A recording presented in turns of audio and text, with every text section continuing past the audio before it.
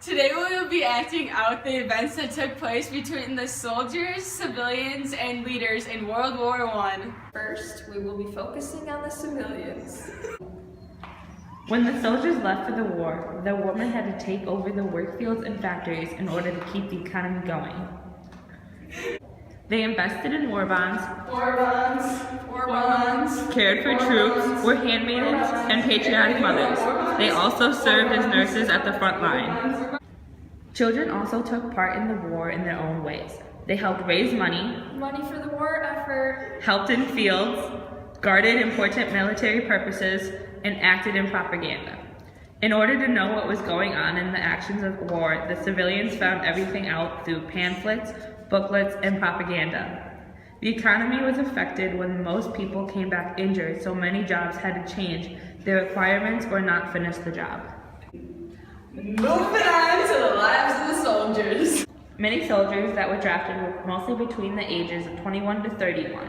Calling all soldiers ages 21 to 31. Me, you signing up? You bet. Awesome. Within World War I, there were 8.5 million killed, Pow! 21 million wounded, Oh! and 3.6 million POWs missing. The soldiers had to live on battlefields in long, narrow ditches surrounded by corpses called trenches. Many soldiers survived due to advantages in technology such as tanks, flamethrowers, poisonous gas, interpreter gear, air traffic control and carriers, and X-ray machines. Due to the tragedies that the soldiers faced in World War I, many suffered from post-traumatic stress disorder.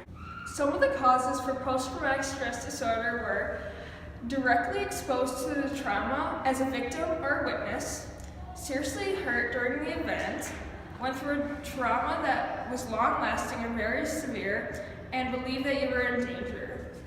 Following the end of World War I, there was a meeting to set the peace terms. At the Paris Peace Conference, the Big Four attended. The Big Four included the Prime Minister from the UK, Woodrow Wilson, the US President, the Prime Minister of France, and the Prime Minister of Italy. The goal of the Paris Peace Conference, or the intentions of the leaders, was to reshape the map of Europe, and it ultimately resulted in the Treaty of Versailles, and this caused Germany to declare guilt of initiating war. They were also there to determine the winners and losers of World War I. The winners of the Paris Peace Conference included France, Britain, Italy, and the US, and the unfortunate losers included Germany and Austria-Hungary. During the Paris Peace Conference, Germany and Austria-Hungary together lost 2 million soldiers due to the war, and they hoped they wouldn't have to pay other countries for damages.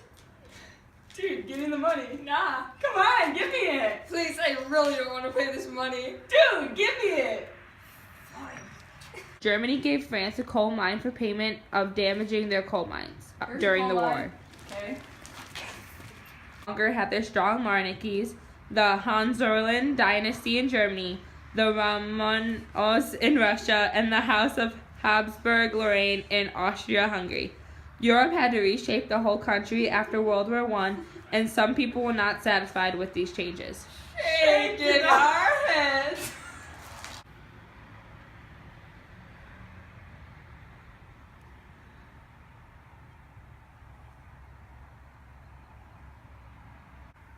Bye, Felicia.